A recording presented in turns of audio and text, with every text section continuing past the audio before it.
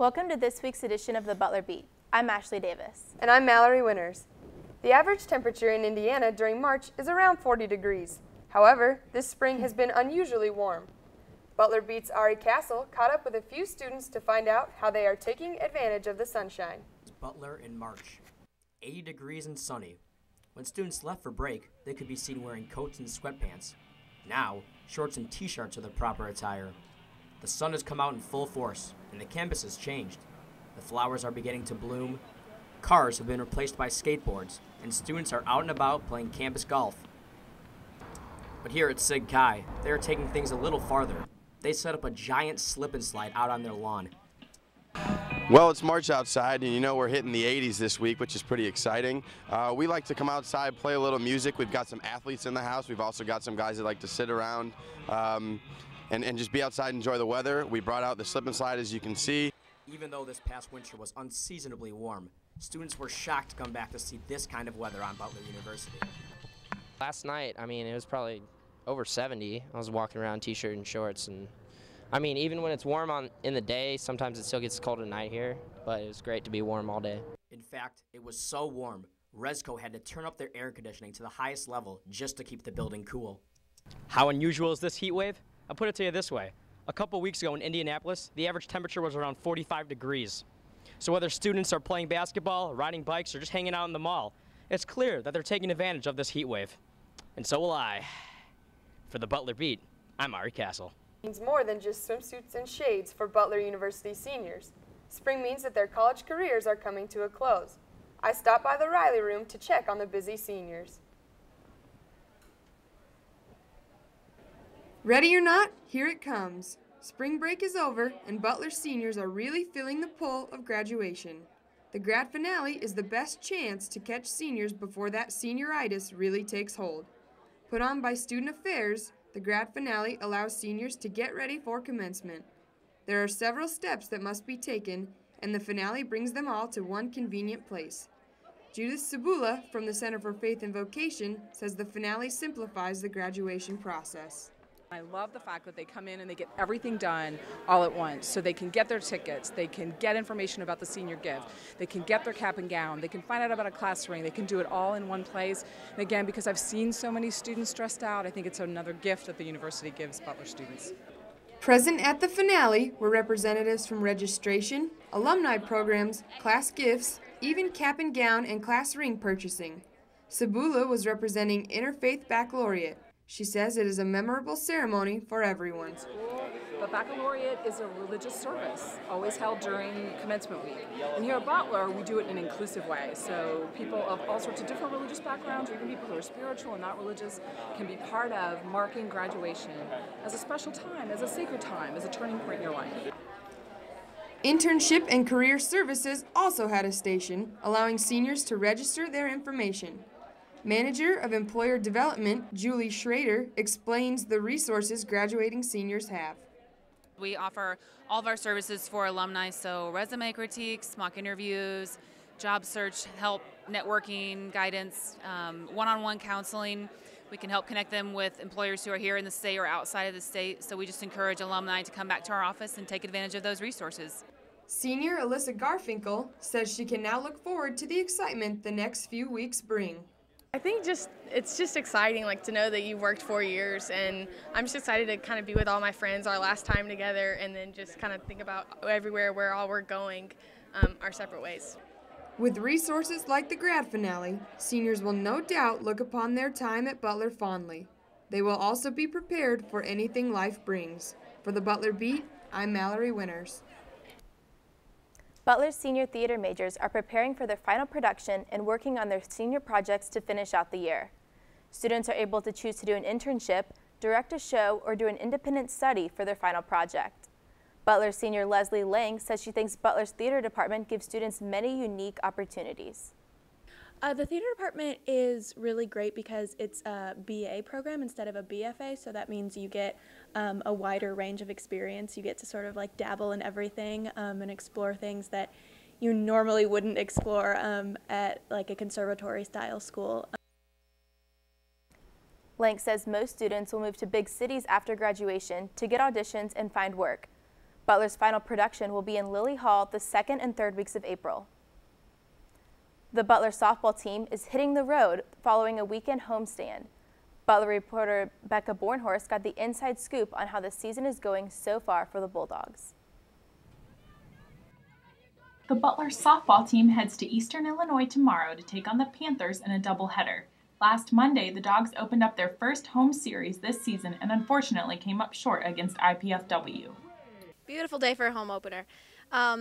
It's my favorite part about home openers is hearing everybody's walk-up songs. You get a little bit of personality behind the team. Yeah, we didn't play up to the standards that we're used to, but I think we're definitely getting there. I think having our fans support us is definitely going to help us. The Bulldogs' losing record may not look good on paper, but the team still has a lot of faith in their upcoming conference season. This whole first half of the season, I think our confidence got a little down just because we played such good competition, something we didn't have as much last year in the beginning of the season. So I think just going into conference, we just need to get back to our normal routine of we know that we can play well. Head coach Scott Hall says the first half of the season has been a great learning experience for his squad. It's really drawn out some of the best qualities in us, but it's also drawn out some of the worst qualities in us at times. So it's been a good learning experience for us.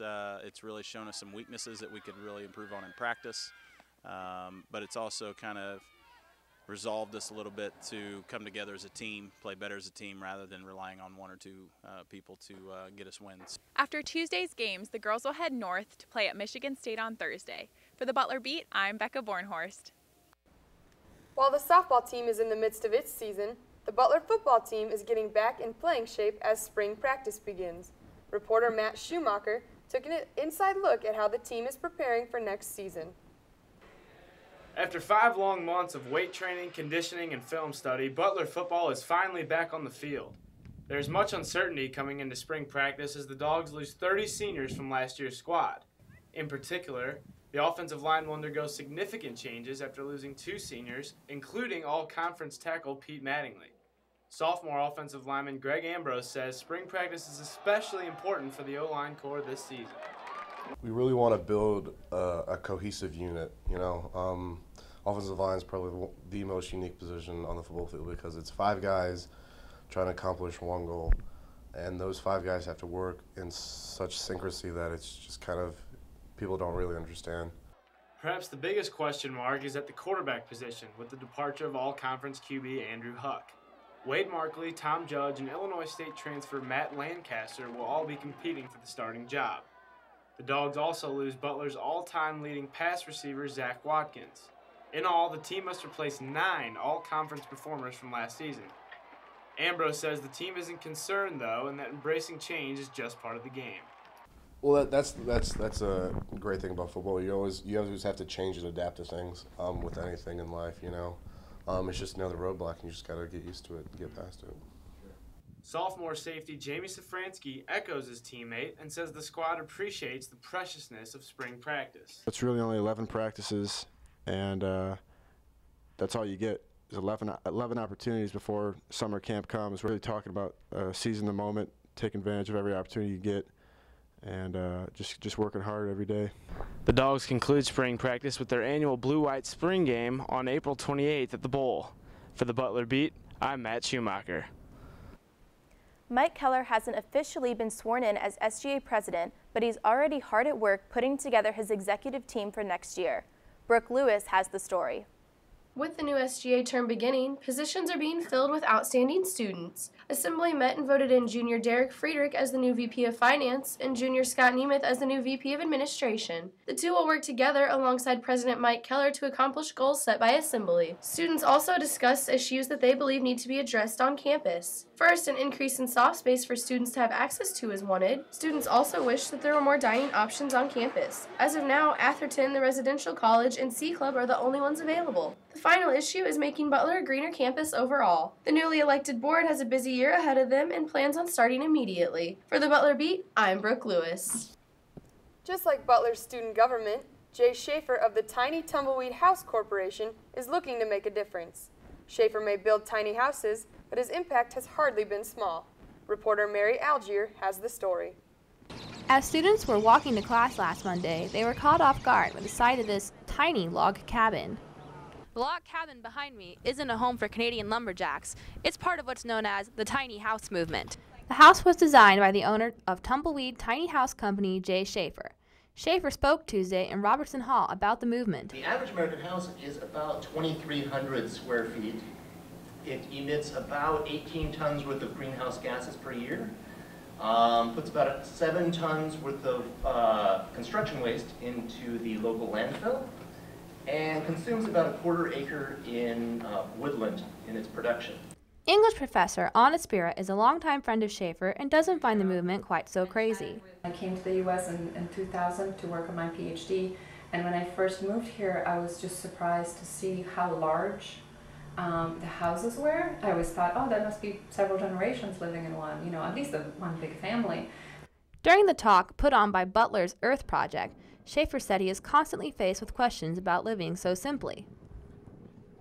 It's not all that hard. In fact, it's really a luxury, as I was alluding to before, that the luxury of freedom is so nice. Spira says she hopes students who went to the talk feel inspired by Schaefer's ideas. For the Butler Beat, I'm Mary Algier. The Butler community is enjoying a new green roof on top of the pharmacy building. Butler Beat's Ryan Anderson put on a hard hat to help with the installation. For a green roof project that took over a year to plan, the hour and 30-minute installation seems to not give it justice. But for senior and green roof leader Sarah Strobel, the installation symbolizes another large step towards a sustainable Butler campus. Well, I'm most excited that students can really be involved in this. I think it's great that we're able to get volunteers to come up here and, you know, be a really big part of this installation. So. Around 15 Butler students, faculty, and staff volunteered to lift trays, sweep floors, and even participate in some of the dirty work. Well, as we put in the new trays, we got to make sure there's no unwanteds growing in there. So I've managed to find the ever elusive clover. Each volunteer attended a session informing them about green roof installation and proper safety precautions. To remain safe, volunteers are provided with a helmet and safety glasses. Pat Maloney from the Green Roof Company Eco Roofs provides guidance for all willing helpers. On their knees, kind of aligning everything, and we need someone to be sweeping. And at this point when we're sweeping, we're just sweeping all the materials that drop out of the way. You don't need to worry about getting it all cleaned up right now. We'll clean up at the end. The potential benefits from green roof installation include lower heating and cooling costs, increased roof lifespan, and an improved ecological environment on campus. Maloney feels the location of the roof is also important. This is an area that is visible from windows as well as other buildings, which makes it unique so people can keep an eye on it. And there's going to be testing going along with this to show whether it is providing any benefit to the school and the environment. Time will tell whether the green roof provides the expected benefits. But for Butler University, this roof is another example of a more environmentally conscientious campus. For the Butler Beat, this is Ryan Anderson. That concludes the first segment of this week's Butler Beat. I'm Mallory Winters. And I'm Ashley Davis. Stay tuned for segment 2 when Bren Erdy talks community service with Greek houses on campus.